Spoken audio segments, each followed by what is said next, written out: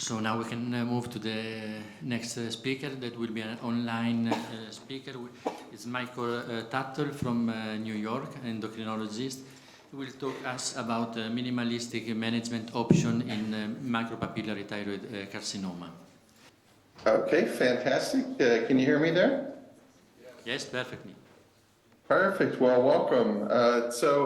I wish I could be with you all. It looks like a who's who in the cascade of ablation and thyroid nodules, but I had some family obligations that I needed to be with the grandkids this weekend for baseball tournaments. So I'm really pleased to be able to speak after Mr. Brasine, because one of the things I'm going to focus on today is sort of how we integrate patient perspective, patient sort of ideas and their values, and how we as physicians try to understand that. So this talk is going to follow on very much after what Mr. Brasine has been talking about. And what I really want to sort of take us to is sort of a risk stratified approach to patient selection that looks at sort of individualized management strategies in low-risk papillary thyroid cancer. And we'll start with the papillary microcarcinomas. The only disclosure I have is we are doing a small pilot trial of laser percutaneous ablation for papillary microcarcinomas that's working very well. We should finish that by the end of the year.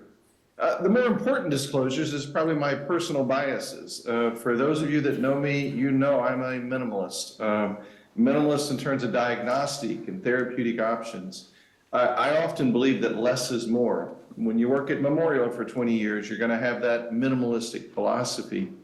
I also think having a range of options is a good thing, because what I choose may not be what my wife chooses or my friend chooses. And Jerry Doherty, a year ago, I heard him lecture. He's a surgeon from the United States. Jerry said his goal was to do just enough to get excellent outcomes, not overtreat everybody and then find reasons not to do that. But how do we upfront decide how do we do just enough to move away from this one-size-fits-all, which is how I was trained in my fellowship in the early 1990s, where everybody got total thyroidectomy, everybody got radioactive iodine, and the follow-up was the same.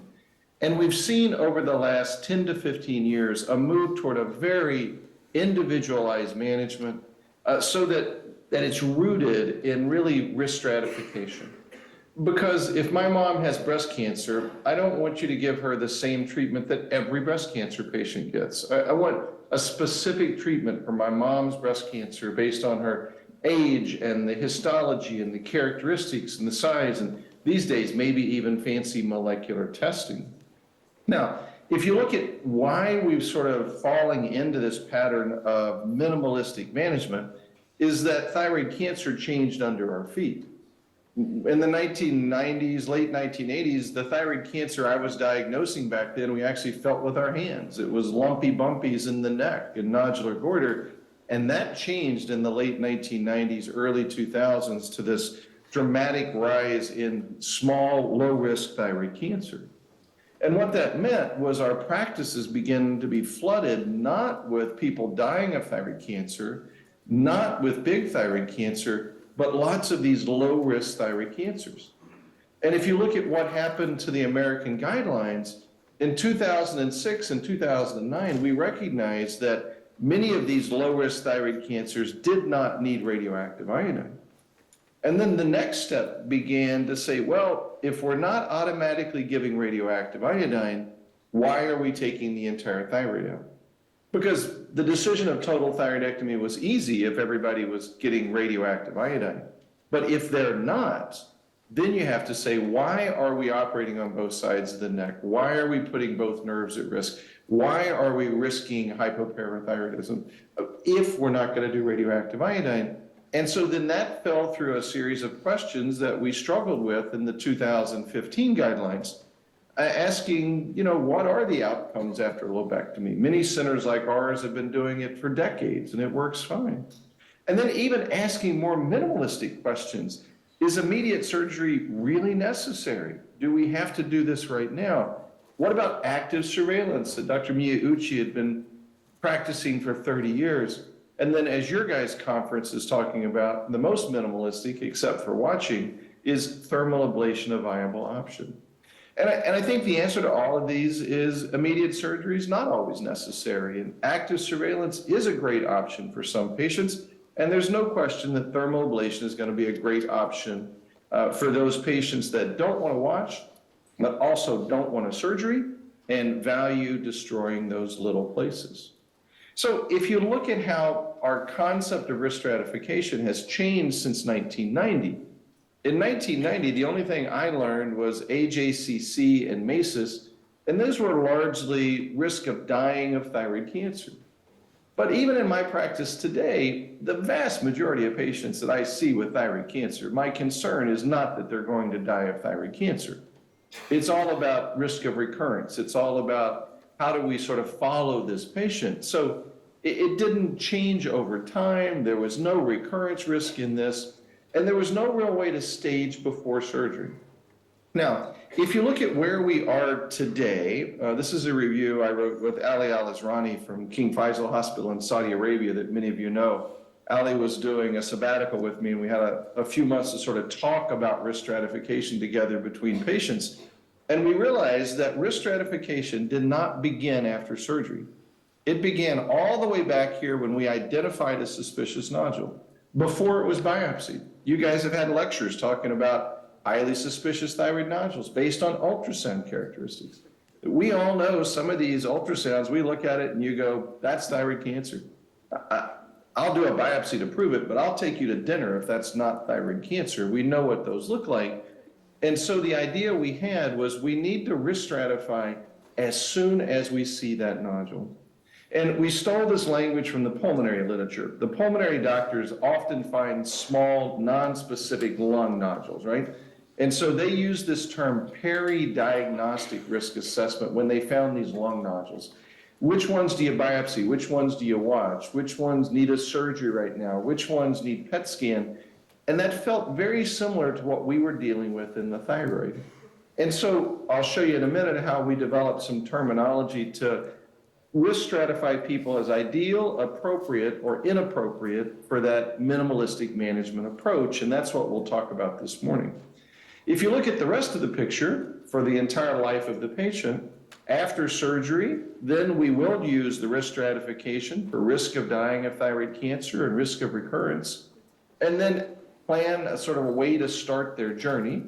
And then as we walk through the journey, at each visit when they come back, we will risk stratify them based on their response to therapy. So this approach allows you to risk stratify from diagnosis of a nodule all the way through last follow-up. And then I think these circles are really important.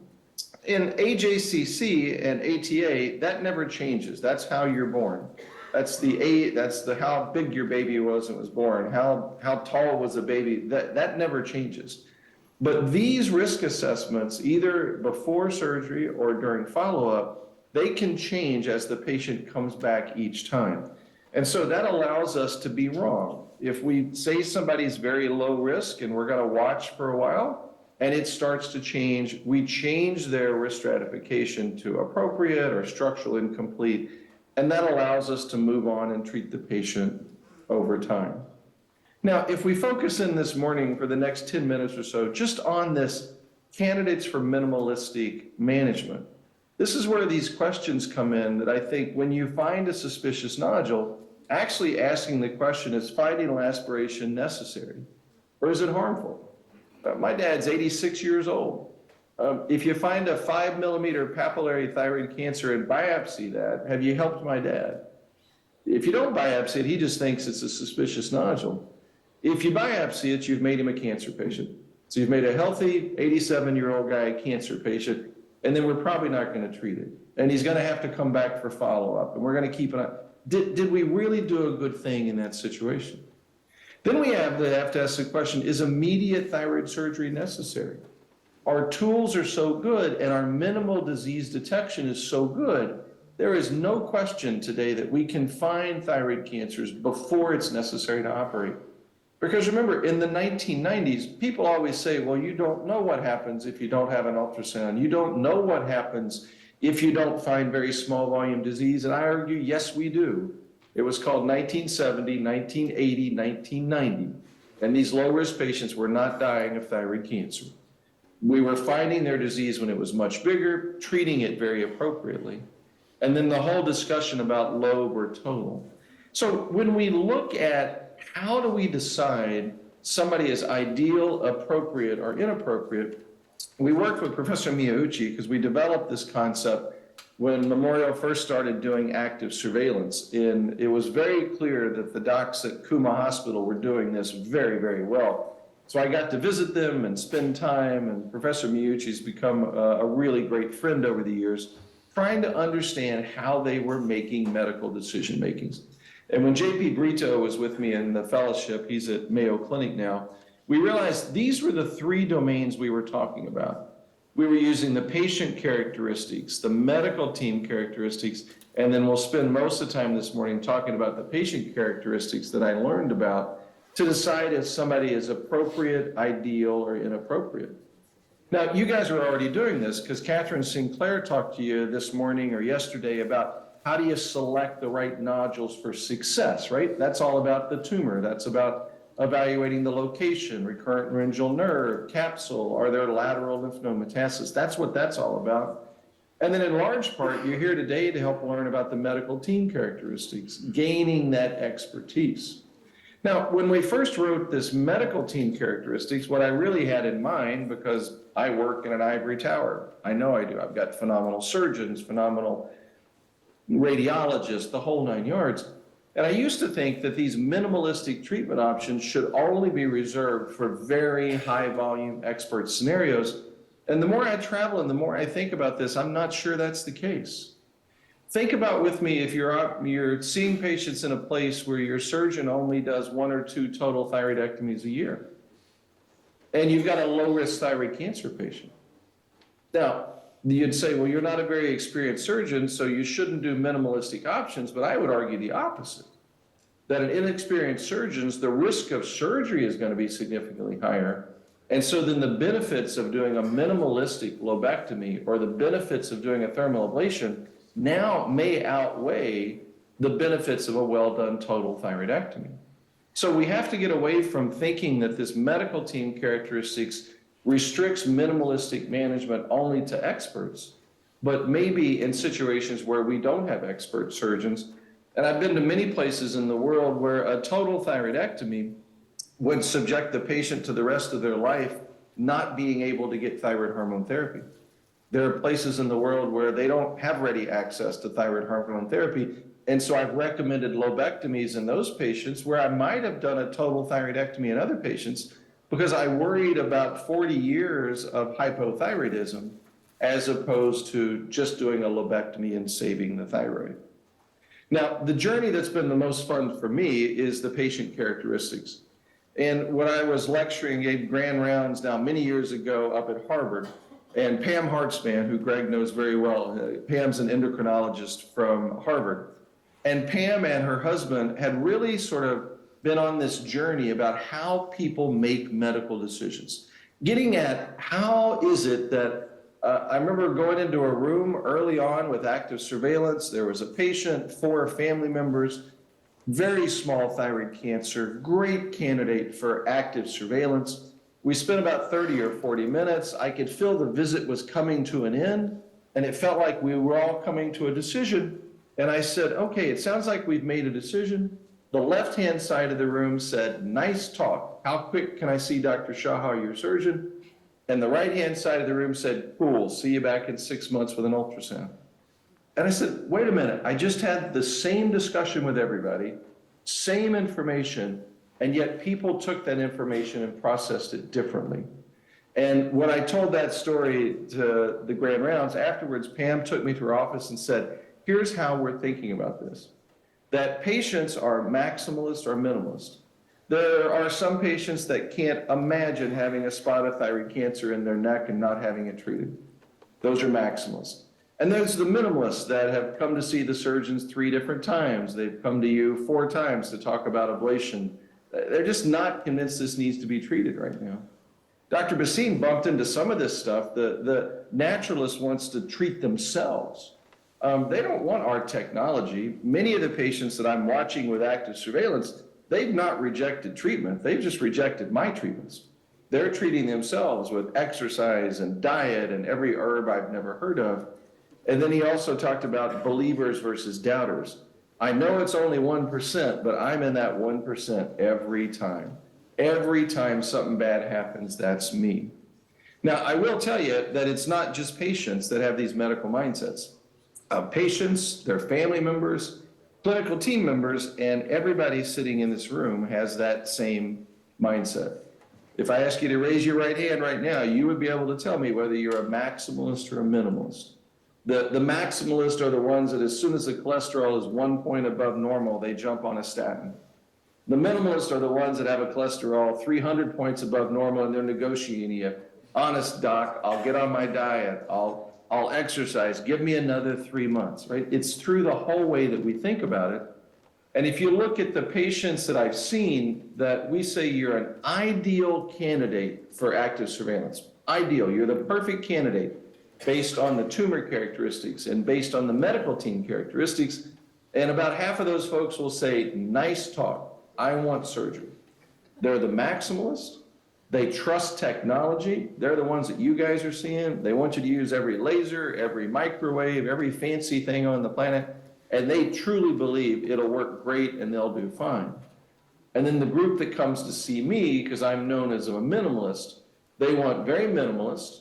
They want to treat themselves. They worry about being on thyroid hormone therapy. They worry about voice changes. They worry about cost. They worry about transportation issues. They worry about how long do we have to follow up. And they doubt that this can really be done very, very successfully. Now, I'll just touch on the fact that what that means is that for an individual situation, there are probably two right answers. People that are good candidates for active surveillance are also generally good candidates for thermal ablation and good candidates for lobectomy. So you have to go past just the medical team characteristics and the ultrasound team characteristics and get into what Mr. Basim was talking about. What are the values? What are the important things? What are the critical issues for that right patient? Recognizing it might or might not be what we do. I'll finish with this because Louise Davies and I have talked a lot about this. She is the one that first told us 15 years ago about this rise in thyroid cancer. She did a sabbatical with Professor Miyauchi's group. And we talked about how do we do this shared decision making. And Louise came up with this concept because she's a hiker up in the Northeast United States around where she lives. This concept of the patient as the traveler and the clinician as the guide. That our job is to be a counselor, it's an advisor, it's to give the background information. We know multiple different ways to treat low-risk thyroid cancer or watch it, and we share that information. We communicate that, but we also want to understand what the traveler or the patient is interested in. If you're on a hike, are you more interested in seeing waterfalls, or do you want to see the city? Do you want to see museums? What are the things that you value? And so we have to ask those questions. What's more important to you? Is it voice? Is it surgery? Is it getting this done? Is it minimizing follow-up visits? Is it, what are the things that out of these options are most appealing, or what are you most afraid of to avoid? And then I very much see the conversation as a journey that we take together. We often describe this as here's how we are going to start. Here's how we're going to do things. Because I feel like I'm part of the journey with the 650 patients I'm watching with active surveillance. Understanding with dynamic risk assessment, we may need to change our mind.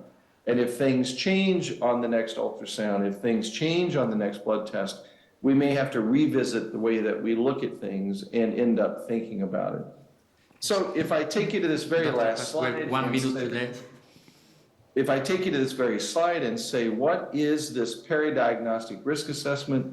Using these three characteristics, thinking about them in each room when you see the patients, valuing the patient's input, finding out if they're a candidate for medical management, with this goal of striving to do just enough to produce the excellent outcomes that we want to have.